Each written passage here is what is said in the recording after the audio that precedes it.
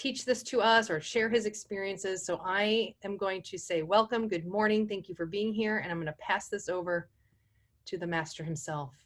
Thanks, Susie. You're welcome. Guys, so it's great to meet you. My name is Ricardo Robinson Chanel. I live in St. Petersburg, Florida, and I am the color guard director at Braden River High School. I moved to Florida about 11 years ago. I originated my career and life in a very small town in Mississippi. As I was finishing high school and going into college, I found myself teaching all of these programs all throughout the state of Mississippi, and a couple other places too, being on the road doing a lot of teaching color guard. I got to join the MFA family in 2003, and have been a part of that world since then. But I wanted to have a little discussion about how I have built my program at Braden River High School.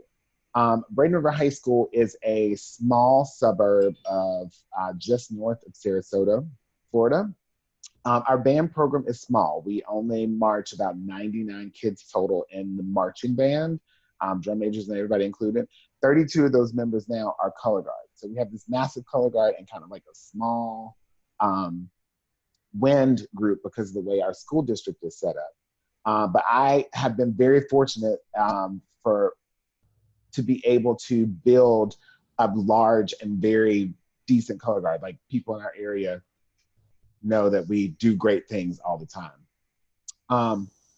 So I'm just going to kind of share my story of how I built the program and how I have built the program now to build teachers that are going out and teaching all over our area because there was a drought of instructors. So when I moved to Florida 11 years ago, I didn't know anyone. I left a job in Atlanta and I moved south just to start a new program. And I was kind of on this island. There were younger instructors that had been in and out before. There was like two directors for various reasons before me. They left the school. So it was very important for me once I got to the school to be able to establish some type of normalcy and build this program. It was basically like I was building the program from scratch because it had been so many broken pieces. One of the first things I found when I moved here is that people think of Florida and we see all of the color guards that go to WGI, you see the VOA bands that participate. You think that that's everywhere. But unfortunately, it's not. It's in very small pockets and they're in different areas of the state. And in my little small pocket of Bradenton, there was just us and there was one more competitive program down the street. So because we were like an hour away from Tampa, we could get a few college students who performed with USF, University of South Florida, in both their marching band and color guard. And occasionally students that would come from UCF over in the Orlando area. But because the drive was so long, kids would be burnt out trying to make it to our rehearsals. So in that first year of seeing how everything was going on, I said to myself, okay, if I'm going to have quality techs, if I'm going to one day leave this program, I need to be able to teach my students how to become their own teachers. And so this is what I did. So our program is structured right now. We have a varsity color guard, which is usually the top 20 or so students in the program in the winter. We have a JV winter guard, which is the 12 students who aren't strong enough to become varsity members yet. They automatically go to the JV team. And then we re-audition kids in the winter to become a part of the JV team. And we usually add another 12 more. So that gives us about 44 kids in the winter. The first thing that I did was my staff barely comes in for JV rehearsals. So JV rehearsals is usually me, and it's any kid that wants to audition to become in the leadership role. If they want to become a guard captain, if they just want to step up and see what they can do, I bring those kids in and I teach them how to become techs. They learn how to run the flag block. They learn how to get rehearsals started. But one of the biggest things that I started doing a few years ago was I let those kids write choreography. Your older students are always going to be in a corner somewhere trying to learn the trick, especially in this world of social media where you can get online and see somebody doing some cool color guard thing, and the kids do that. They want to do that. And I'm getting too old to be rolling around on the ground and doing all this crazy stuff. So those kids who show an interest for writing, I let them write stuff. And I say, hey, I need a rifle phrase and it needs to do this. Or I need a flag phrase and it needs to do this. So why don't you go over there in that corner and you write that phrase for me and then come back and show me when it's done. And those kids do. They go off and they write stuff and you can adjust and change and help them through that as they're learning that. And then you teach them how to teach the younger students. So we have the varsity students teaching the JV students. Well, guess what? In the last 2 years, we have had a cadet program, which is elementary age kids that feed into our program. So then we take those kids who are leaders and stronger in the JV team to go and teach the kids who are in the cadet team. So it's a whole trickle down effect that we use with the kids so that the stronger kids are being taught by the staff. Then those kids who are strong are moving down and teaching the JV kids to bring them up to the level of the varsity kids.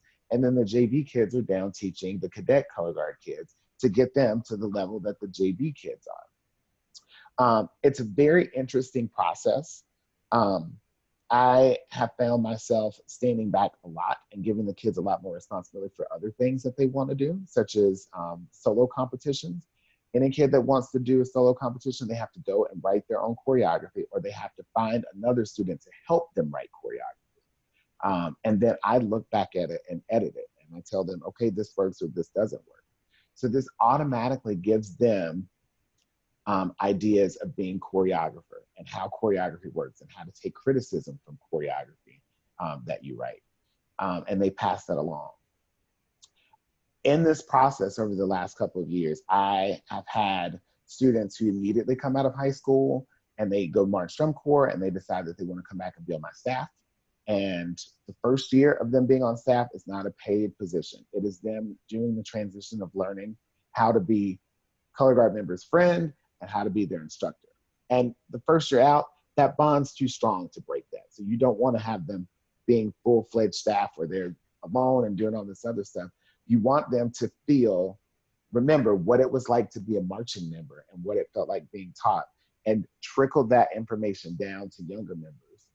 But you don't want them to break the bonds that they have established, sometimes for 3 years if they're spending with kids that are right underneath them.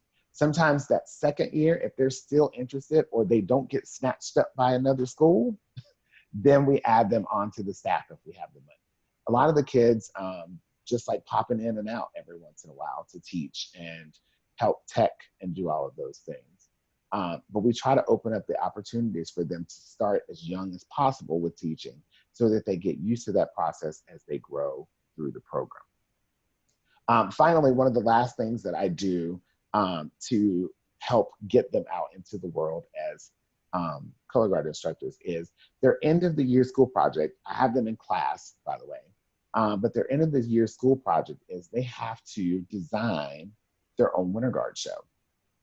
We start, and it's a class project, just like any other rigorous classroom activity. We start with one reflecting on things that we see over the course of the season. They note things that they like, they note things that they don't like, and then they get to start being their own creative guide.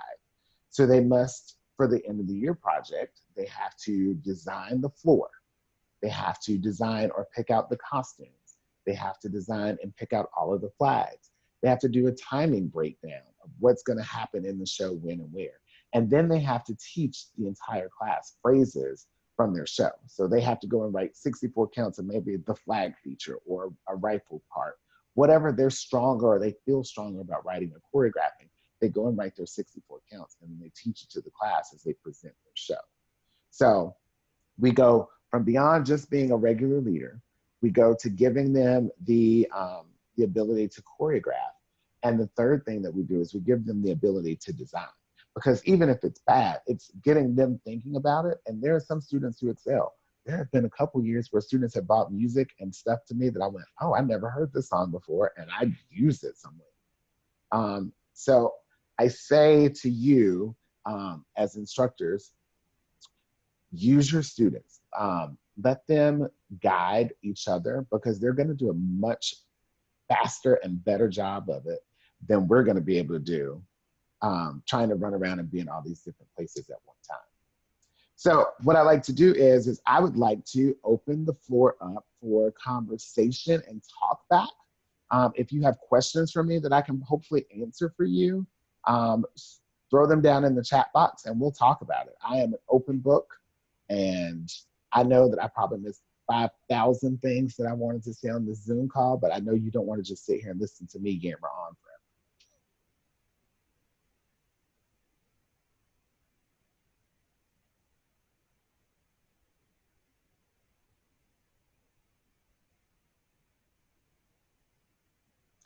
Oh, Susie, great question. So Susie's question says, do we have any issues with kids teaching each other when they are so close in age?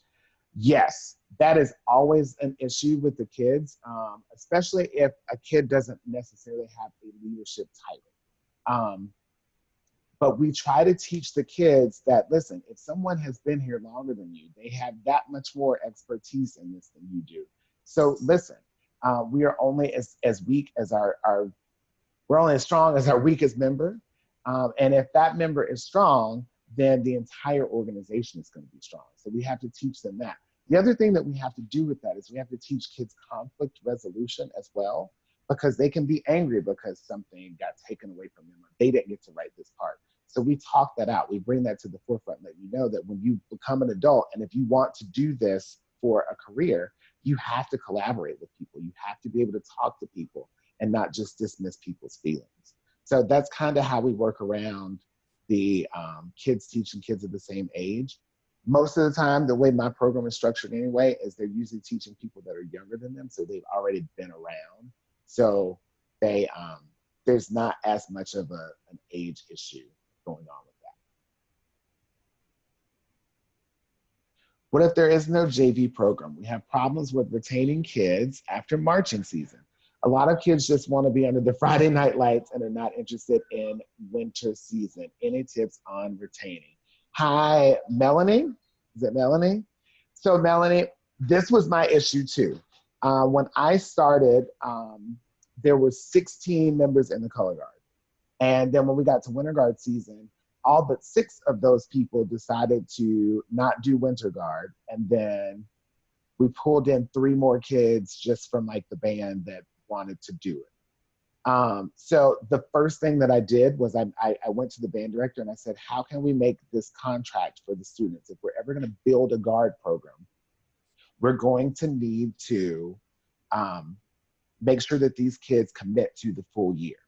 So we went through and we took the dues that they pay for marching band, and we added the dues that they needed to pay for winter guard to be able to make the winter guard season successful.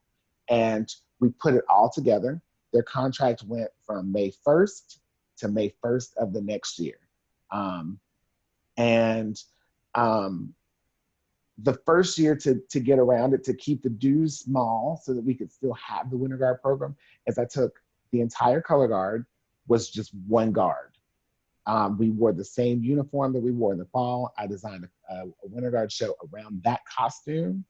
And so they didn't have any extra fees. It was just they kept the same rehearsal schedule that they were doing for band. It just went for a full year.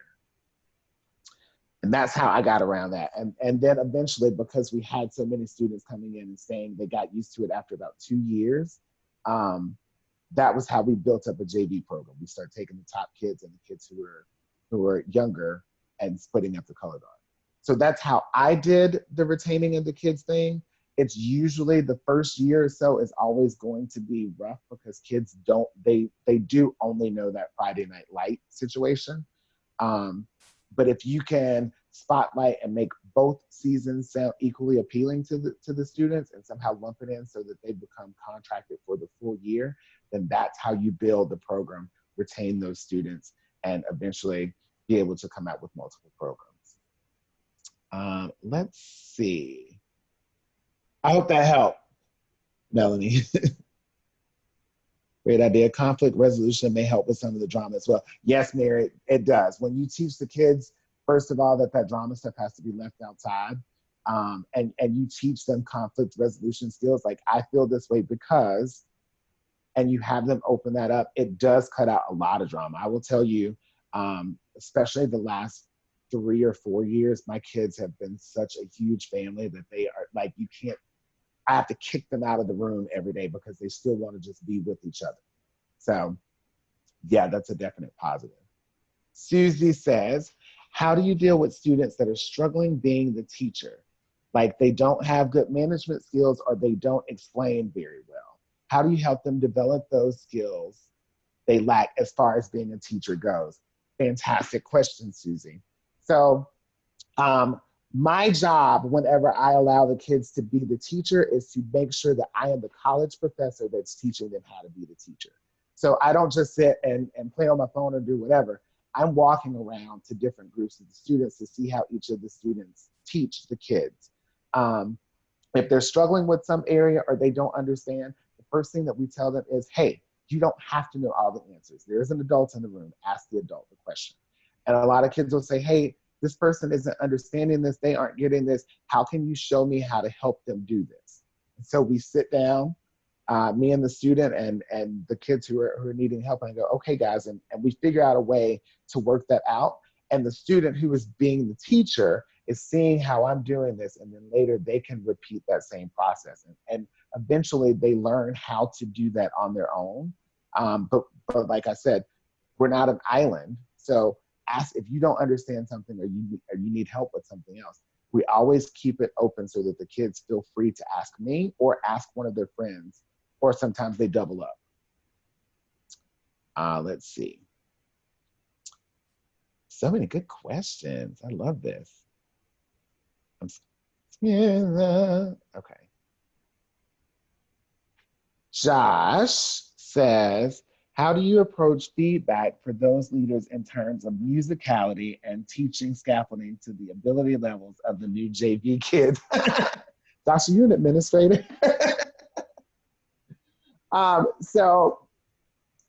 When they are writing choreography and they're starting off, the first thing that they want to do is they always want to do the biggest, coolest trick that they possibly can. And you have to instantly break them and say, hey, when you were younger, you were a first year person. Did you think that you'd be able to do this skill? And they go, well, no, I had to work on it for a while. I said, okay, so that's a good skill for them to know for next year, but what can we do for them this year? And we back that off. When I'm teaching musicality and phrases, I talk about highs and lows within the music, and that we are being a visual representation of what is going on with that music. So if the music is big, your choreography needs to be big. If the music is small, the choreography needs to be small. And as they start learning how to become choreographers, that's when I take them and say, okay, now try it this way. Do it this way. Go back and look at this again. That's a huge moment right there. What if we did a toss on this part? And so as they hear me say this back and forth to them, they start to understand and they start to develop their own style to be able to reach and pull out what's going on in that music. As they teach the younger students, I tell them, remember, what was it like when you were young, when you were first learning to do something? How did you learn how to do that? And then that's how they break that down. So I hope I answered your question, Josh. I know that was kind of like a round the way. Stephanie says, I know this is a little bit off topic, but how do you motivate people to work and count together? Stephanie, so listen, if you ever come to one of my marching band rehearsals, I don't go up top until like the end of the season. I am running around on the field with the kids with the God block in my hand, and I am counting, and I'm full of energy. I know that not everyone is like that. Not everyone is like me all the time. So you just have to keep the kids' goal in mind. And it can't be about what your goals as an instructor are for them. It has to be the goals that they set for themselves. One of the first things that we do before the season starts is we sit down as a group in a circle and we talk about what our individual goals are for the year and what our goals for the team for the year. We get kids, who are inevitably going to not get along with each other at some point in time, that's when we have to bring in, or you bring in kids who are older and in their group and say, hey, is this working towards our goal? Is what you're doing working towards us as a team being better, or are you separating yourself from this team? And because we have those open dialogue and conversations with the kids a lot, they tend to get motivated a lot faster. Josh says, my question, Josh, did I answer your question when I said about the choreography? You can unmute yourself. Yes, sorry, I was just clarifying. I realized after I wrote the question, but you did answer it exactly. Okay, cool deal. Let's see.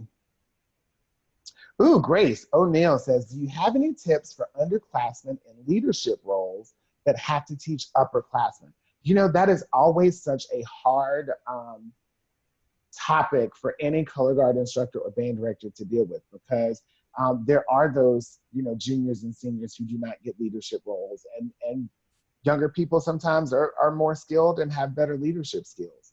The thing that I would tell you, being an underclassman, is to understand, first of all, why you are in that role. Obviously, someone believed in you enough to think that you would be a good leader, so become that leader.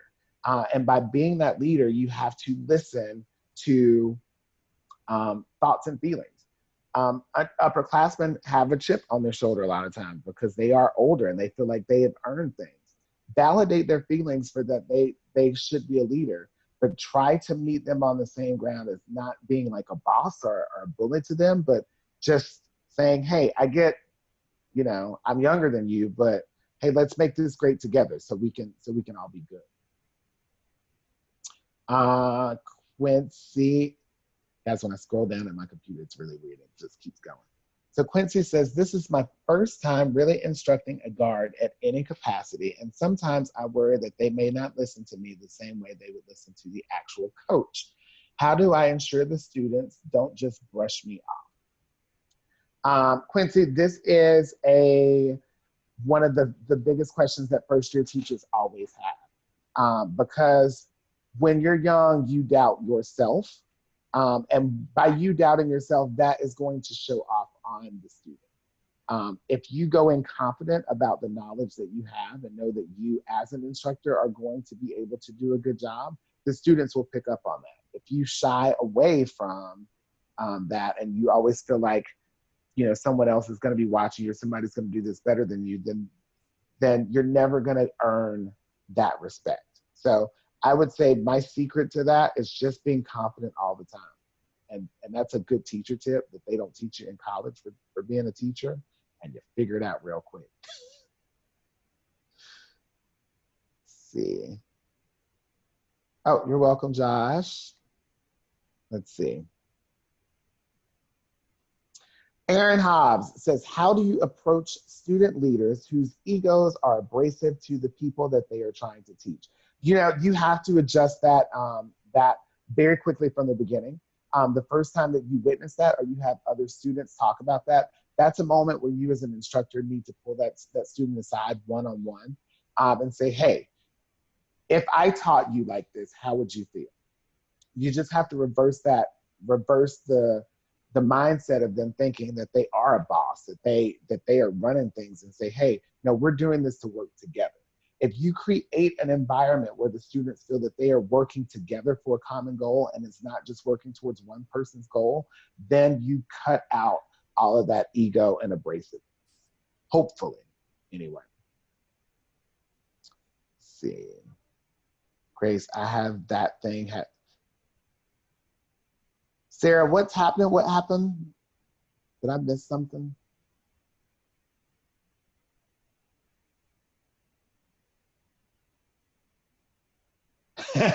Susie says, confidence and energy, guys, send them to leadership camp next year. And that's true. I hope, have I answered most of your, upperclass, gotcha. Okay, I see now the upperclassmen, lowerclassmen thing. I hope that I answered your question. I sometimes feel like I ramble when I say things. Susie, was I rambling? I don't think so. Hey, I just want to jump in and talk about that upperclassmen, underclassmen thing. You said something and I just want to emphasize it. Acknowledging the upperclassmen's feelings. Yeah. That's important. Mm-hmm. Like I understand as an instructor, if I had that going on in my guard, like I understand that you are older than this person, but I would like for you to try to understand where I'm coming from, that I feel like this person has great potential and can be a great leader if you let them. But like just acknowledging the upperclassmen's feelings, whether they deserve to feel that way or not, you know. Right. Well, remember, everyone gets to have their feelings, and Yes. you have to validate those feelings and understand before you can meet some people on the road. Because if you completely cut off their feelings and say, I don't care how you feel, I'm a junior, you're a senior, and I'm better than you, you're never going to be able to work together. But if you I'm the captain, you're not. Right, I'm the captain and you're not. But if you go and have that conversation, hey, I know you're a senior, but hey, why don't you do this? Can you help this person and be a one-on-one with that person and be a leader? That's how we push that forward as well. Yeah. Ooh, Sarah. One of the leaders is your daughter. One of the unders is but band director picks student leaders. Oh, so then you get the whole, you're only here because yeah. It's the same thing. You know, you have to create that open dialogue.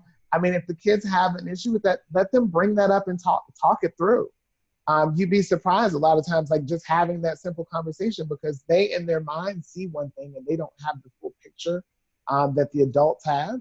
Open that conversation up and have that conversation with them so they know exactly where you stand and they know exactly why those decisions were made.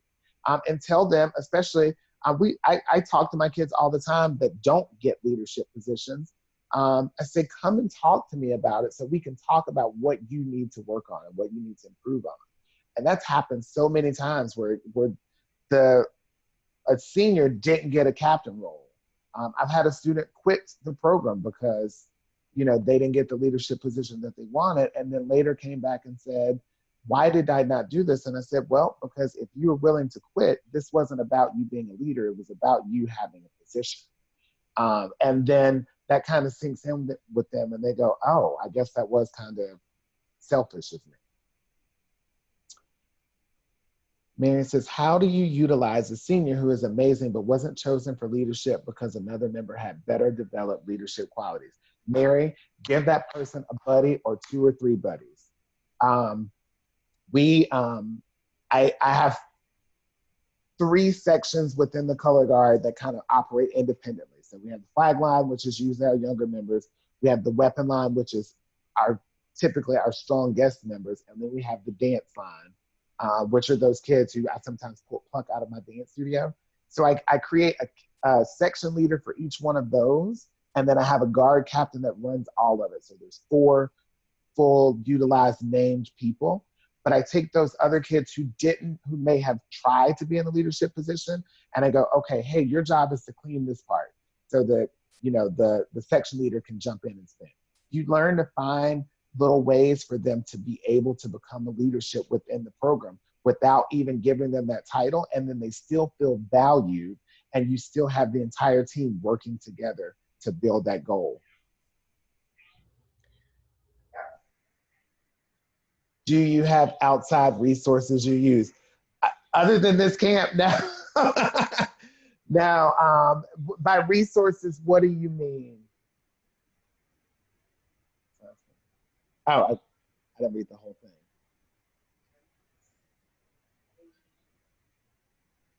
Besides conflict resolution, I'm sorry, okay. Besides conflict resolution, what other leadership skills do you emphasize? And the things that we do with our kids, we give them service projects. It's not just about the color guard. It's what can you do for the entire band program that's going to help you do that. That's a great bonding experience for them as well. And it teaches them to lead everything, to be a leader all around, as opposed to just that one thing they're supposed to do. And I don't have any outside resources. Fran Kick is fantastic. And if you go to his Just Kick It In site, he has lots of ideas and resources on there for you to be able to use to work with your leaders. He is the guru when it comes to making leaders work. Colleen says, is it a good idea to have other students play leadership to feel how the captains feel because they aren't listening and leaders are being punished? Yes, absolutely. Absolutely. Always have it. I try to pull different people up, especially if you're trying to grow a program. Don't always let your captain be in the front. Let some of the other students come up front so the captain can jump in and just be a member again. This very quickly teaches the students that how it feels to be on the other end of that leadership thing. Stephanie says, we have the little sister and big sister. It's where they help each other improve and it helps to get work done. Absolutely. The big sister, little sister thing, during marching band season, I'll teach a phrase and I say, okay, go with your bigs and littles, and you have 15 minutes to work out all the tosses and all this choreography in there, and then we're gonna get back together. It gives the kids one-on-one bond. It gives more mature students the opportunity to become teachers. It gives those less mature students the opportunity to get that extra little bit of help that sometimes they may be too nervous to ask in the block. So I love the big sister, little sister thing. Hey, can I jump in here with a couple things? Yeah. First of all, I just, like you've mentioned it, but I know there's a lot of people on here that maybe have not been to camp or are not quite sure. At the summer symposium, we do have the weekend before the camp is called Leadership Weekend. And Ricardo mentioned Fran Kick, who is in charge of all that leadership stuff. It's a Friday to Sunday experience, I believe, where yeah. It's Friday, Sunday Saturday to Monday, really. Or it's just Saturday and Sunday. Like they come in on Friday night, but they go all day Saturday, all day Sunday. Okay. And it's a great place to send your captains or anybody from your team to just learn how to be a good leader and learn some of these concerns we're addressing now. It kind of addresses it with them ahead of time. So I'll throw that out there. Someone making breakfast over there? My friend Michelle's noise in the kitchen, yes. And then I'm going to kind of blow something up here just to throw something out there about leadership roles. And, you know, I work with Avon, if you guys don't know. My husband's band director there, and I work with their color guard program, and we don't do captains at Avon at all. Our philosophy is, if you want to be a leader, be a leader. If you're going to stay after practice and help get poles taped, do it. If you're going to call friends and motivate them to get together before practice and make sure you guys know your stuff, do it. So we don't have named captains. It's just the natural leaders just kind of emerge, and it's pretty amazing. I mean, I'm not saying that that's right for everybody, and obviously if you have traditions in your school, and you know, I'm just throwing that out there as kind of a thing. Like, we don't label our captains, and the only time that becomes an issue is who gets to stand at retreat and get the award, you know, like, and we just rotate, right. You know, like, well, hey, Caslin, you were super awesome staying after and taping flags for the whole team. You get to stand at the front of the line at retreat. You know what I mean? That's kind of what it is. There's no assigned captains. And I just kind of want to throw that out there. That's really cool. I tried that one year. It didn't work out too well. They all just argued with each other. That's when I was like, okay, we got to talk about conflict resolution. That's the year that came out. Yep. That's the year that came out. Yeah. Danielle says, let students know leadership is not being the center of attention. Leadership is serving others and making sure everyone is as good as a unit. They have to be humble. They have to get their hands dirty. Danielle, that is 100% a great definition for how to build student leaders. Yep. Servitude, humble servitude is what leadership is. It's not the barking boss. Yeah, for sure. Do you guys have any more questions? I love these conversations and I love these talkbacks.